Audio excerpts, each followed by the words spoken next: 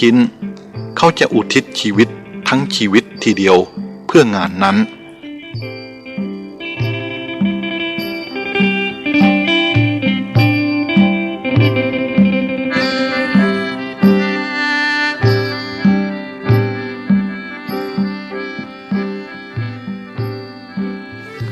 นักปราชญ์ผู้แสวงหาปัญญาจะใช้ชีวิตทั้งชีวิตเหมือนกันเพื่อให้รู้อะไรสักอย่างหนึ่งหรือเพื่อให้ชีวิตก้าวหน้าสักขั้นหนึ่งในทางปัญญาแม้จะเป็นขั้นเล็กๆก็ตามความพยายามของเราจะต้องเป็นไปติดต่อกันมีความซื่อสัตย์และเอาจริงผลจะต้องมีมาอย่างแน่นอนแม้จะช้าหน่อยก็ตามด้วยเหตุนี้โชคชะตาของแต่ละคนจึงเป็นผลรวมแห่งการกระทำในอดีตของเขาความสามารถทางจิตสภาพทางกายอุปนิสัยทางศีลธรรมและเหตุการณ์สำคัญในชาติหนึ่งย่อมเป็นผลรวมแห่งความปรารถนาความคิดความตั้งใจของเราเองในอดีตไม่เฉพาะแต่ในชาติก่อนเท่านั้นแต่หมายถึงในตอนต้นๆแห่งชีวิตในชาตินี้ของเราด้วยจึงสรุปได้ว่าทุกอย่างที่เราเป็นอยู่ในปัจจุบันเป็นผลแห่งสิ่งที่เราเคยคิดไว้สิ่งทั้งปวงมีใจเป็นหัวหน้ามีใจประเสริฐสุดสำเร็จมาจากใจถ้าใจเศร้าหมองการกระทำและการพูดก็เศร้าหมองความทุกข์ก็จะตามมาถ้าใจผ่องแผ้วการกระทำและการพูดก็สะอาดบริสุทธิ์ความสุขก็จะตามมาเหมือนล้อเกวียนหมุนตามรอยเท้าโคหรือเหมือนเงาตามตัว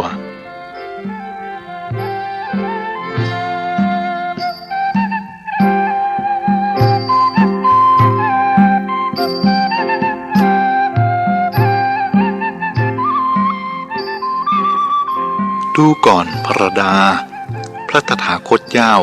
ได้ตรัสไว้อีกว่าจิตที่ตั้งไว้ถูกต้องย่อมอำนวยผลดีที่สุดจะครรณนา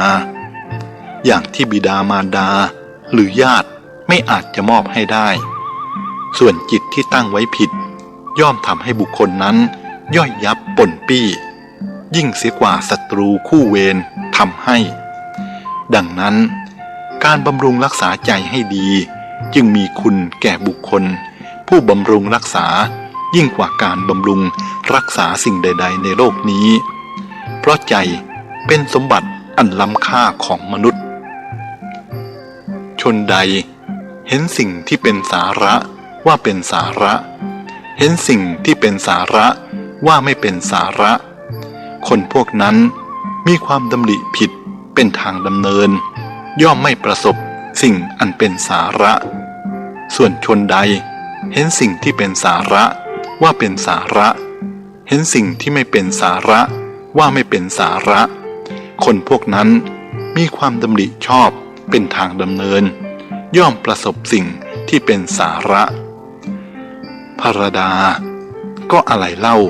คือสิ่งที่ไม่เป็นสาระอะไรคือสิ่งที่เป็นสาระตอบตามแนวทางแห่งพระพุทธศาสนาสิ่งใดก็ตามเป็นไปเพื่อความเบียดเบียนบีบคั้นเป็นไปเพื่อความฟุ้งซ่านเอาใจไว้ไม่อยู่ทำให้จิตใจเตลิดเป็นไปเพื่อความหลงงมงายมืดมนเป็นไปเพื่อความติดพันยึดมั่นสิ่งทำนองนั้นแหละเป็นอสาระส่วนสิ่งใดก็ตามอันเป็นไปเพื่อความไม่เบียดเบียนบีบคั้นเป็นไปเพื่อความสงบระงับแห่งดวงจิตเป็นไปเพื่อปัญญาเห็นแจ้งเป็นไปเพื่อความไม่ยึดมั่นด้วยอุปาทานคือเป็นไปเพื่อความหลุดพ้นสิ่งนั้นหรือสิ่งทำนองนั้นนั่นแหละมีสาระคนส่วนมากอาศัยความดำริผิดจึงเห็นสิ่งที่ไม่เป็นสาระว่าเป็นสาระและหมกมุ่นอยู่พัวพันอยู่จมอยู่ในสิ่งอันไม่เป็นสาระนั้นมิหนำซ้ำยังนึกดูหมิ่นผู้ที่กำลังศึกษาปฏิบัติอยู่ซึ่งสิ่งอันเป็นสาระว่าค วนขวายในสิ่งอันไม่เป็นสาระเมื่อเป็นดังนี้เขาจึงไม่มีโอกาสประสบสิ่งอันเป็นสาระได้เพราะได้สมาทานมิจฉาทิฐิไว้เต็มที่แล้ว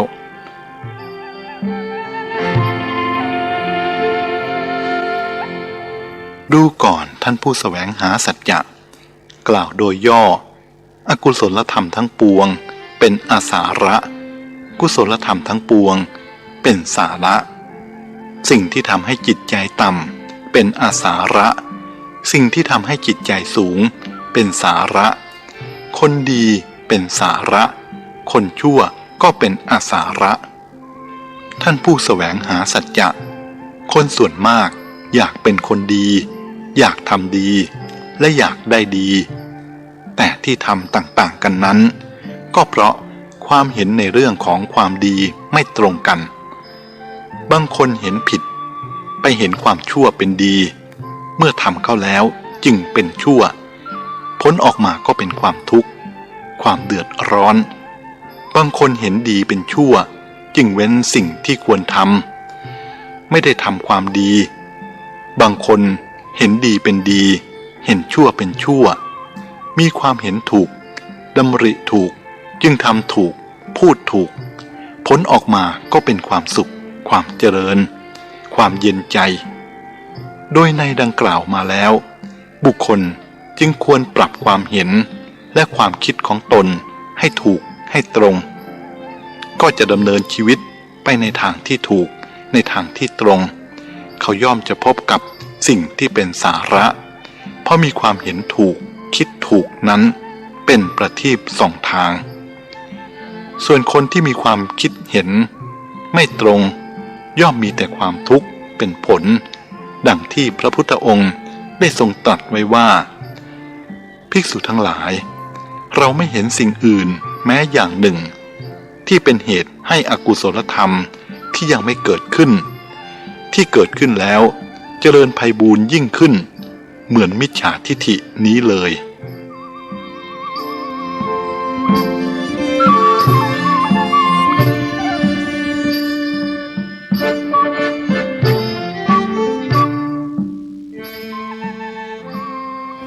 ภิกษุทั้งหลายเมื่อบุคคลมีความเห็นผิดอกุศลธรรมที่ยังไม่เกิดก็ย่อมเกิดขึ้นอกุศลธรรมที่เกิดขึ้นแล้วก็ย่อมเจริญไพบูลย์ยิ่งขึ้นภิกษุทั้งหลายเราไม่เห็นธรรมอย่างอื่นแม้ข้อหนึ่งที่เป็นเหตุให้กุศลธรรมที่ยังไม่เกิดขึ้นเมื่อเกิดขึ้นแล้วก็เจริญไพบูลย์ยิ่งขึ้นเหมือนสัมมาทิฏฐินี้เลยภิกษุทั้งหลายเมื่อบุคคลมีความเห็นชอบกุศลธรรมที่ยังไม่เกิดขึ้นย่อมเกิดขึ้นแล้วที่เกิดขึ้นแล้วย่อมเป็นไปเพื่อความเจริญไพบูลย์ยิ่งขึ้นอันหนึ่งมิจฉาทิฐิทำให้สัตว์ทั้งหลายต้องตกนรก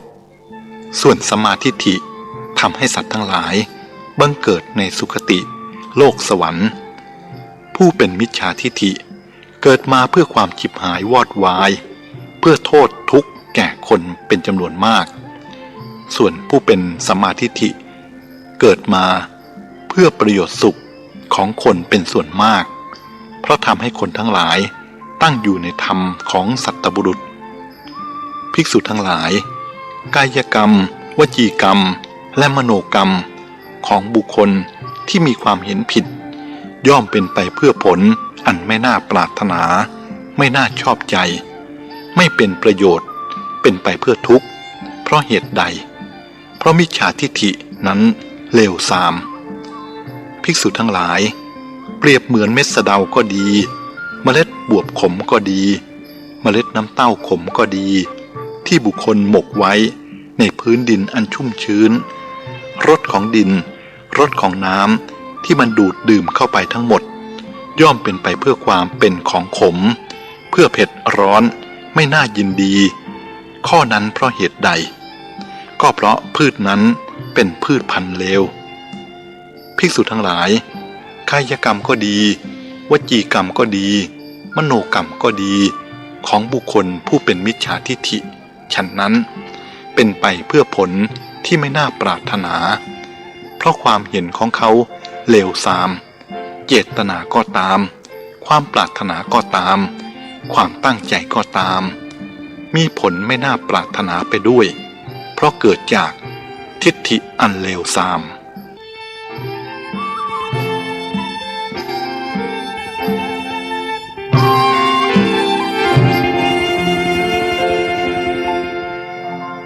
ภิกษุทั้งหลายกายกรรมวจีกรรมมโนกรรมเจตนาความปรารถนาความตั้งใจสังขารเพื่อปรุงแต่งจิตของบุคคลผู้มีความเห็นชอบ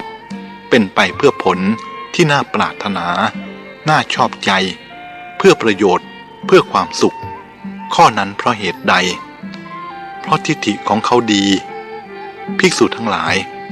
เปรียบเหมือนพันอ้อยก็ดีพันข้าวสาลีก็ดีพันผลจันทร์ก็ดีอันบุคคลหมกไว้ในดินที่ชุ่มชื้นรสของน้ำรสของดินที่มันดูดซึมเข้าไปทั้งหมดย่อมเป็นของมีรสหวานน่ายินดีน่าชื่นใจข้อนั้นเพราะเหตุใดเพราะพืชพันธุ์นั้นดีกายกรรมวจีกรรมของบุคคลผู้เป็นสัมมาทิฏฐิก็ฉะนั้นย่อมเป็นไปเพื่อผลอันน่าปรารถนาเพราะทิฏฐิของเขาดีพระดาเห็นหรือไม่ว่าความเห็นชอบความดำริชอบมีความสำคัญต่อชีวิตของบุคคลอย่างไรเหมือนประทีปสองทางเหมือนเมล็ดพืชที่ดีอำนวยประโยชน์เพื่อความสุขแก่บุคคลหาประมาณมิได้ดูก่อนท่านผู้แสวงหาสัจจะความแตกต่างระหว่างปุถุชนผู้มิได้สดับธรรมกับสาวกของพระอริยะผู้ได้สดับธรรมแม้จะยังเป็นปุถุชนอยู่ด้วยกันก็ตามก็คือปุถุชนผู้มิได้สดับธรรมเป็นผู้เต็มไปด้วยความยึดมั่นถือมั่นในโลกียธรรมต่างๆอาทิว่าทรัพย์ของเราบุตรภรรยาก็ของเราสามีของเราเพื่อนของเรานั่นนี่ก็ของเราไม่รู้โทษของความยึดถือเมื่อสิ่งที่ยึดมั่นว่าเป็นของตนแปรปรวนไปเพราะความไม่เที่ยงไม่อาจจะเหนี่ยวรั้งไว้ได้ก็เกิดทุกข์โทมนัสร่ำไห้รำพันตรอมใจหม่นไหมแม้กระนั้นก็ยังไม่รู้ว่านั่นเป็นเพราะโทษของความยึดมั่นถือมั่นกลับเห็นว่าเป็นเพราะความพลัดพรากบ้างเพราะผู้อื่นมาทำให้บ้างส่วนสาวกของพระอริยะผู้สดับธรรมศึกษาธรรมเรียนรู้ธรรมย่อมเป็นผู้คลายความยึดมั่นถือมั่นเพราะรู้ตามความเป็นจริงว่าสิ่งทั้งปวงเป็นไปตามเหตุปัจจัยเมื่อสิ่งนั้นๆแปรปรวนไปเพราะความไม่เที่ยงก็รู้ว่าสิ่งนั้นแปรปรวนไปตามเหตุปัจจัยท่านไม่ต้องทุกข์โทมนัสไม่ร่ำไรรำพันไม่หม่นไหม้ตรอมใจท่านอาศัยสิ่งต่างๆอย่างอิสระไม่เป็นทาสของสิ่งที่ต้องอาศัยจิตใจของท่านจึงปลอดโปร่งชื่นช่ำอยู่ด้วยธรรมมีสติปัญญาว่องไวรู้เท่าทันเหตุการณ์ที่เกิดขึ้นแก่ตนและเป็นที่พึ่งทางใจแก่คนทั้งหลายผู้รู้จักเกี่ยวข้องนี่คืออานิสงส์ของการเรียนรู้ธรรมสดับธรรมและประพฤติธรรม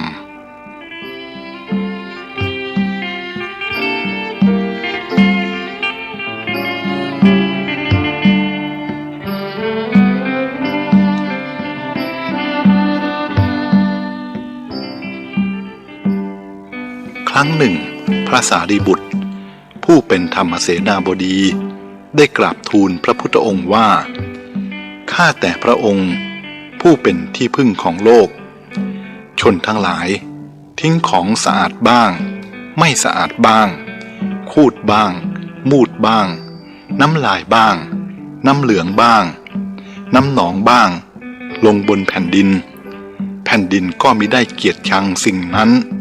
มิได้อิจฉาระอาใจต่อสิ่งนั้นคงรับไว้ ด้วยอาการอย่างเดียวกันทั้งกองหยากเยื่อและดอกไม้ฉันใดข้าพระองค์ก็ฉันนั้นเหมือนกันมีใจเช่นเดียวกับแผ่นดินอันกว้างใหญ่ไม่มีประมาณไม่เลือกที่รักผลักที่ชังมีใจเสมอในบุคคลทั้งปวงไม่มีเวรไม่มีความเบียดเบียนข้าแต่พระองค์ผู้เป็นพระจอมมุนีน้ำย่อมรับของสะอาดบ้างไม่สะอาดบ้างลมก็พัดของสะอาดบ้างไม่สะอาดบ้างไฟย่อมเผาของสะอาดบ้างไม่สะอาดบ้างน้ำลมไฟย่อมไม่เกลียดชังไม่ระอิดระอาต่อของเหล่านั้นฉันใดข้าพระองค์ก็ฉันนั้นมีใจเสมอด้วยน้ำลมและไฟไม่มีเวรกับใครไม่คิดเบียดเบียนใครอันว่าผ้าเช็ดธุลีย่อมเช็ดได้ทั้งของหอมและของเหม็นของสะอาดและของโสโครกเด็กจันทานถือตะกร้า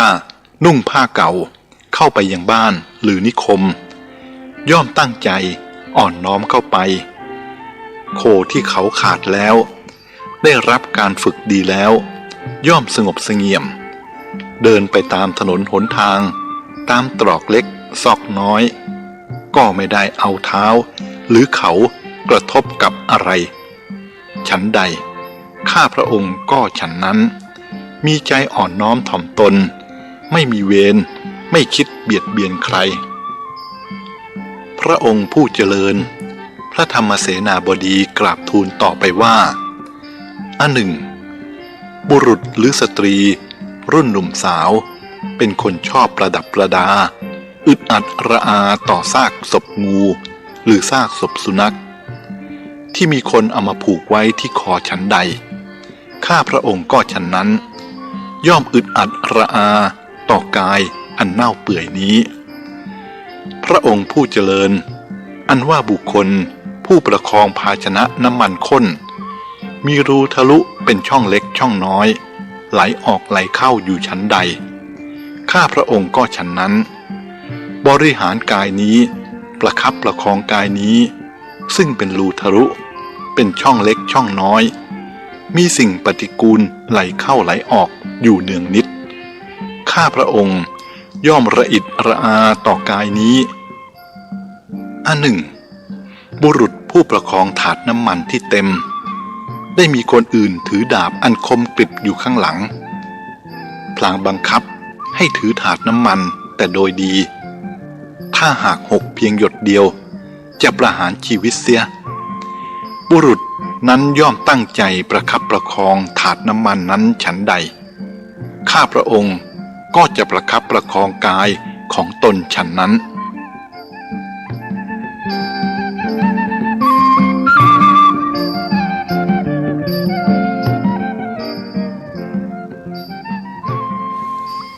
ดูก่อนท่านผู้แสวงหาธรรมะพระตถาคตเจ้าและพระสาวกของพระตถาคตเจ้ามีพระสารีบุตรเป็นต้นเป็นอย่างนี้คือมีปกติอดทนในสิ่งที่คนทั้งหลายทนได้ยากเอาชนะในสิ่งที่คนทั้งหลายเอาชนะได้ยากและทำในสิ่งที่คนทั้งหลายทำได้ยากจึงได้รับสิ่งที่คนทั้งหลายรับได้ยากสิ่งที่ไม่น่ายินดีมักปลอมเข้ามาในรูปของสิ่งที่น่ายินดีสิ่งที่ไม่น่ารัก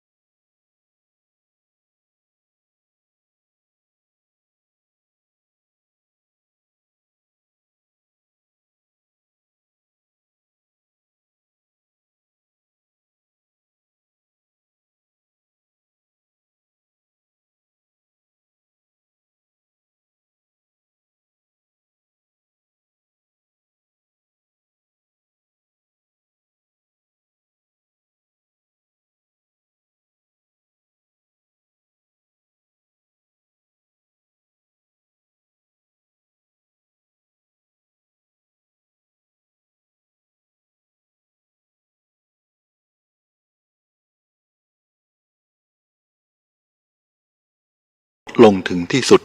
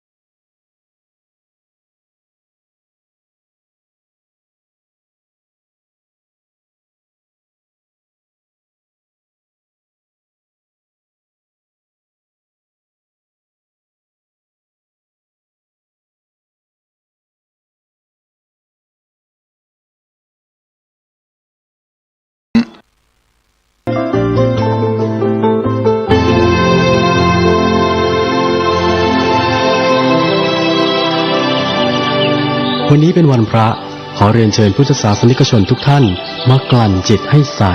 กลั่นใจให้เป็นบุญด้วยการให้ทานรักษาศีลและเจริญจิตภาวนาน้อมจิตให้เข้าถึงพระรัตนตรัย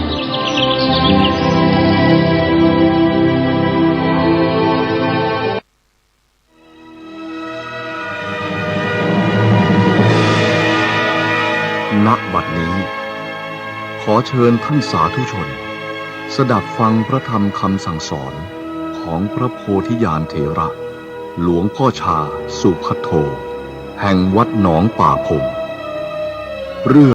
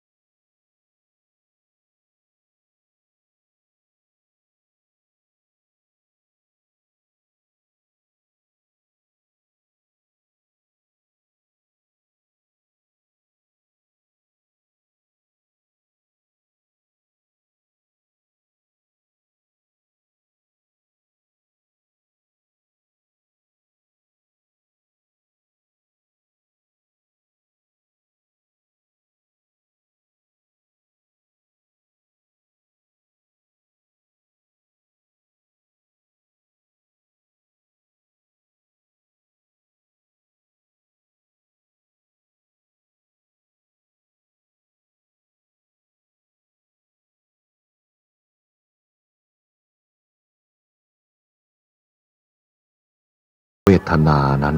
เกิดขึ้นและดับไปอย่างไร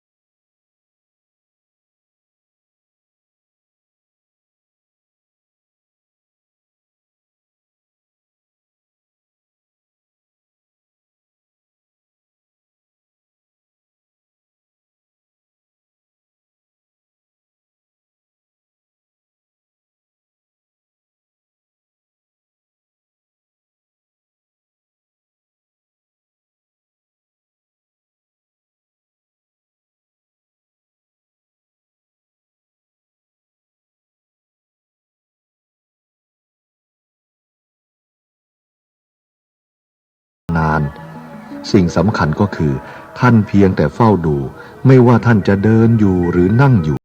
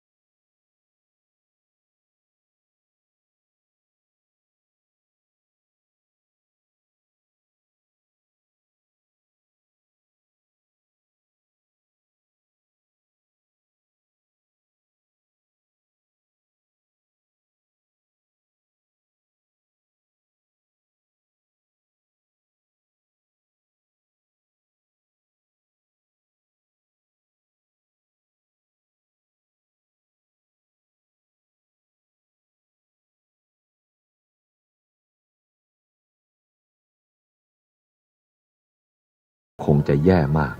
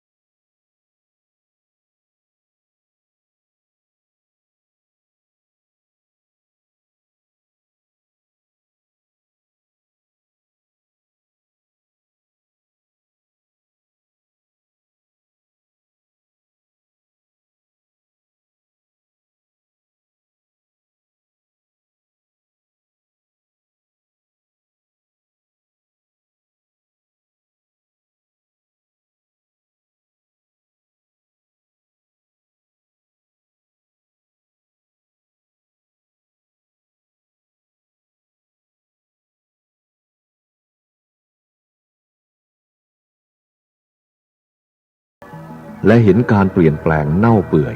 หรือพิจารณาอวัยวะต่างๆ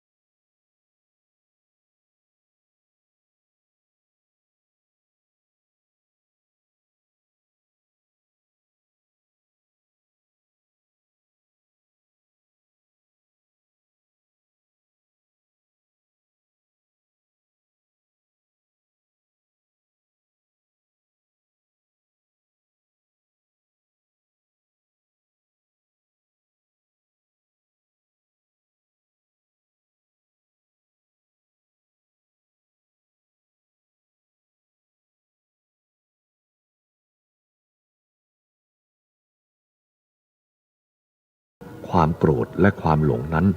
เป็นแต่เพียงชื่อเป็นสิ่งที่ปร